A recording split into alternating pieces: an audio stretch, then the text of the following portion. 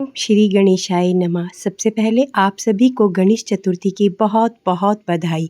आज के वीडियो में हम देखेंगे कि जो लोग गणेश भगवान जी की स्थापना नहीं करते वो पूजा कैसे करते हैं, और यदि आप कलश की स्थापना नहीं कर रहे और कम से कम सामग्री में गणेश जी की स्थापना कैसे करेंगे, पूजा कैसे करेंगे, वो भी बहुत सरल विधि से। पूजा में कम से कम सामग्री से हम पूजा कैसे करेंगे, तो आइए वीडियो शुरू करते हैं। देखिए, पहले एक चौकी लगा लेंगे, उस पर लाल रंग का कपड़ा बिछा लेंगे और यहाँ पर मैंने गणेश भगवान जी को लाल रंग की चुन्नी से अलग से आसन दिया है। आसन के लिए मैंने वहाँ पर दुर्वा घास, पुष्प और अक्षत देके गणेश भगवान जी को विराजमान कर लिया है। फिर हमें कलश स्थापना करने के लिए एक कलश चाहिए।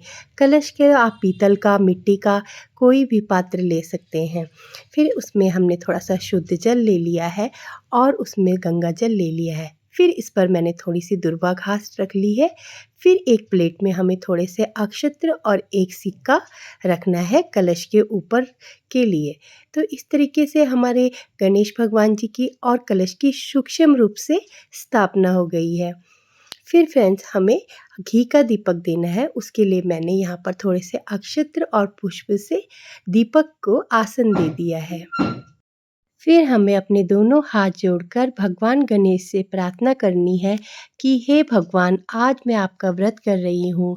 पूजा में अगर कोई गलती हो तो क्षमा करना और मेरी मनोकामना पूर्ण करना।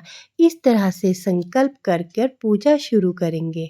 फिर आसन शुद्ध कर लेंगे और फिर गणेश भगवान जी को भी जल के छींटे देकर भाव रूप से स्नान करा देंगे। फिर वस्त्र स्वरूपी कलावा या जनेऊ जो भी आपके पास है, आप उसे भगवान गणेश जी को अर्पित कर देंगे। इसके बाद गणेश भगवान जी को और उनके मूषक को और कलश को हम तिलक करेंगे। तिलक आप सिंदूर से, कुमकुम से, अक्षत से तिलक करेंगे। हमें जब भी पूजा करते हैं तो हमें वहाँ पर हमेशा साबुत चावल का यूज़ करना चाहिए। साबुत चावल को ही अक्षत कहते हैं। इस तरीके से हमने कलश पर गणेश भगवान जी को और दीपक को हमने तिलक कर लिया है। फिर पुष्प समर्पित करेंगे। पुष्प में लाल पीले रंग के आप कोई भी पुष्प समर्पित कर सकते हैं। गणेश भगवान जी की पूजा में दुर्वा घास का बहुत बड़ा महत्व है, तो यहाँ आप उनको ज़रूर समर्पित करेंगे क्योंकि वह उन्हें बहुत प्रिय है।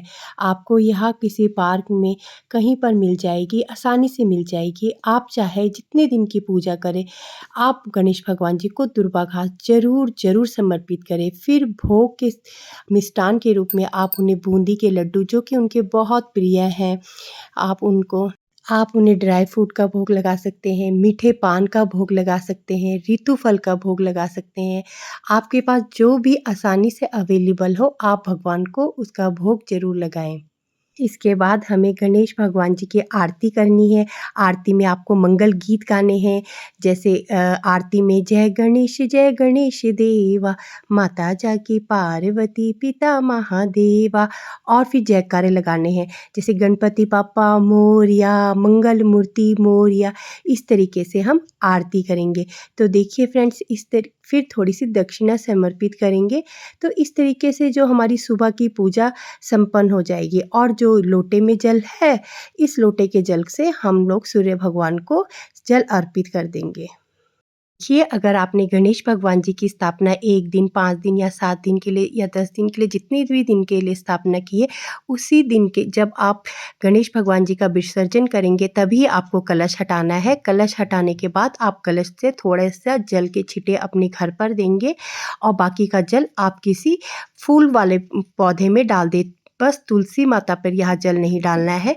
उसके बाद जो चावल है, यह आप अपने घर में यूज कर सकते हैं या किसी को दान कर सकते हैं। तो देखिए फ्रेंड्स, इस तरीके से हमने यह सरल पूजा की है। आशा करती हूँ आपको यह पसंद आई हो।